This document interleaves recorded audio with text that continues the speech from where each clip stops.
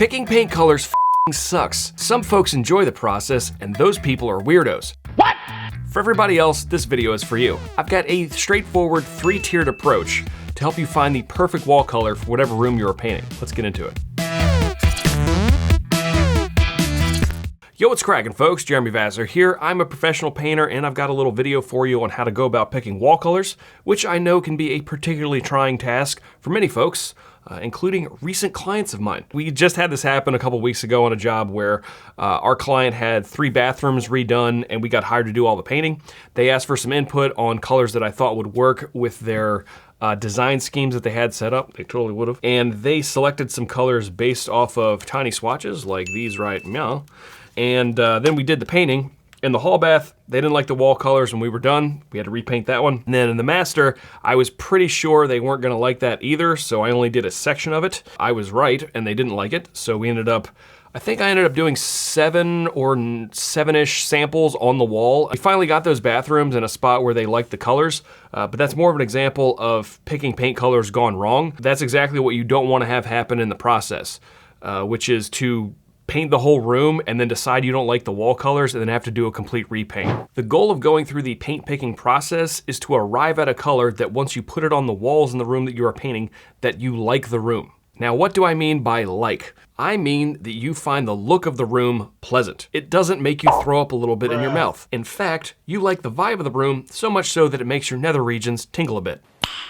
Nice. The point is, selecting a paint color is a subjective process, and the only metric that matters is whether or not you like the end result. It is a pass or fail scenario. Think of paint colors like flavors of ice cream. There are a lot of them, and you may find some of them gross, but you won't know that until you give them a little taste.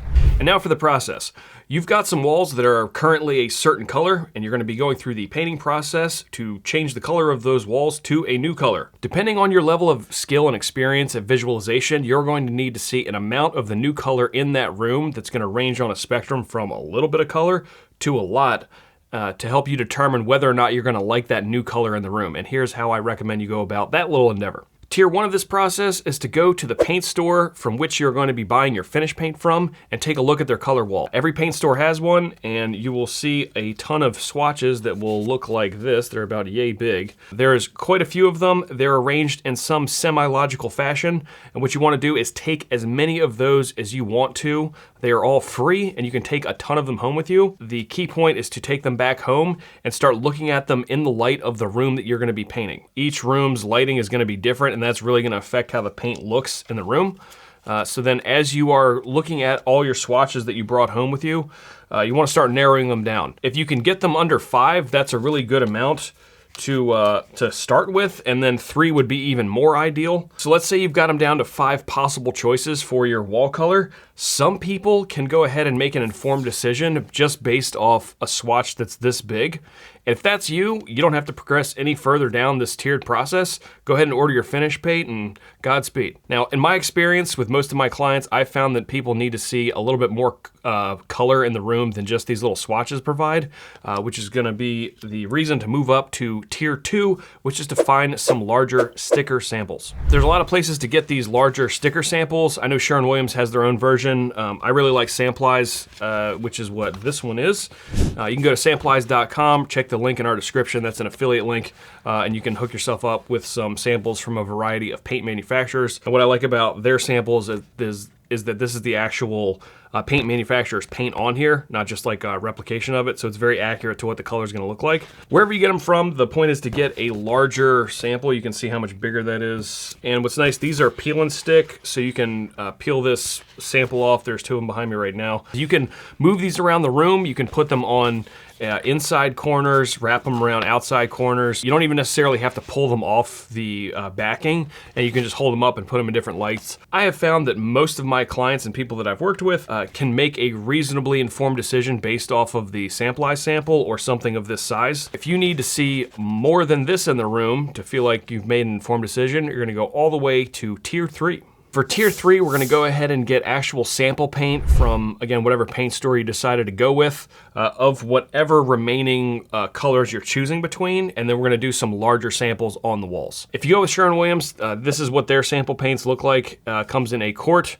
And just keep in mind too that this is not high quality finish paint, so don't mix it in with any other paints you're getting from them once you actually decide what your wall color is. I just have had people do that before, and it doesn't work out well. What you're gonna do is go ahead, and this is going to actually involve you putting product on the wall, so now you're in the realm of doing painting. You're gonna need to do a little bit of prep, which put out drop cloths up against the wall that you're gonna be painting.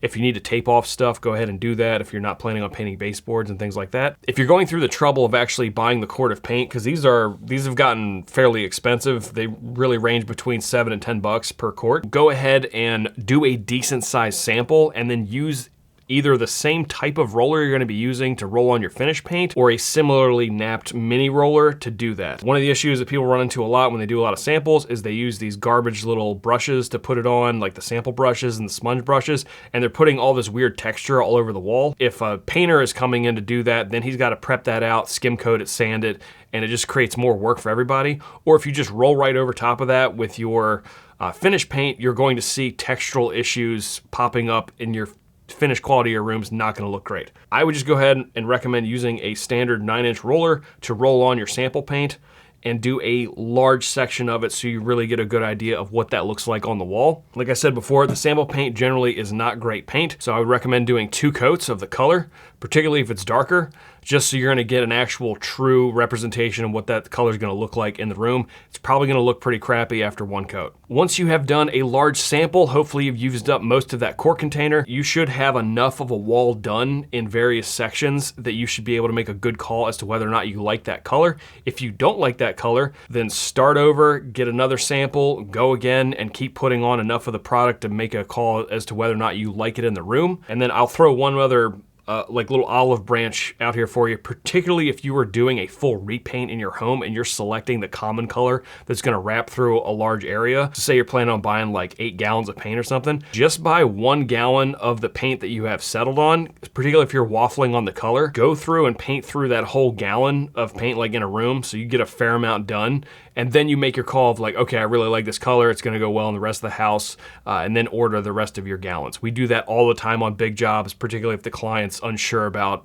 the colors they've selected. So that is my 3-tiered process. If you found this video helpful, you might be interested to check out our list of recommended paints from the top paint brands. If that happens to be you, check the link in the description down below, and I will see you in the next video. Peace.